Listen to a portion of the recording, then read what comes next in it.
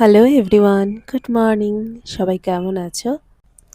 ঘুম থেকে উঠে দেখি বাবা-মার ঘরে জানলা বন্ধ। তো আমার জানলা দরজা বন্ধ থাকলে খুব একটা ভালো লাগে না। তাই দেখেছো দিদির ঘর, আমার ঘর সব ঘর গুছিয়ে নিচ্ছি। আমার ঘরটা ঝাড়ু দিয়ে দিদির ঘরটা গোছাতে চলে এসেছি। একবার প্রত্যেকটা ঘরই ঝাড় দেওয়া কমপ্লিট হয়ে গেছিল। কিন্তু সেই আরেকবার আমাকে দিতে হচ্ছে। একটা না ইঁদুর ঢুকেছে আমাদের ঘরে। একটা ইঁদুর ঢুকেছে এবং সেটাকে বাবা বেরও করে ফেলেছে। তারপরে দেখছি টেবিল সরিয়ে যে দিদির ঘরের পিছনটাতে অনেক কিছু কেটে ফেলেছে কাগজপত্র। এবার সেগুলোকে এবার পরিষ্কার করে ফেলে দিচ্ছি। তারপরে একটু জিরার জল খেয়ে নিচ্ছি আর একটু দুধ চিড়া। এই দুটো আমার সকালে ব্রেকফাস্ট করে আবার সেই সোফা ঝেড়ে দিচ্ছি, কারণ আমার বাড়িতে তো একজন আছে যে হচ্ছে সোফা পুরো তছনছ করে দেয়।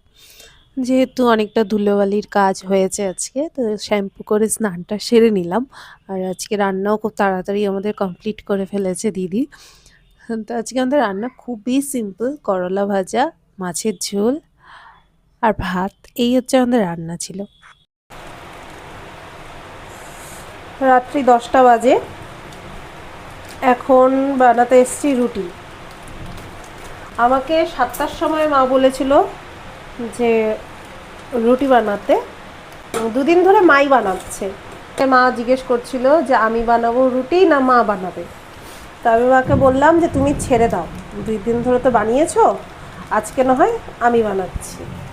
আমি যে ভিডিও বানাচ্ছিলাম আমি সেটাই ভুলে গেছি। তো লাস্টে এই ক্লিপটাই ছিল, শেষের দিকে রুটি বানানোর শেষে এই ক্লিপটা তুলে রেখেছিলাম, তো সেটাই শেয়ার করলাম।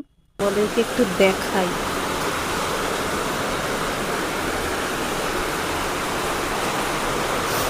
কি কতটা কি বোঝা যাচ্ছে জানি না। পুরো আমাদের এই বারান্দাতে পুরো জল চলে এসছে। এই যে বোঝা যাচ্ছে জলটা, পুরো বারান্দায় জল ঢুকে গেছে।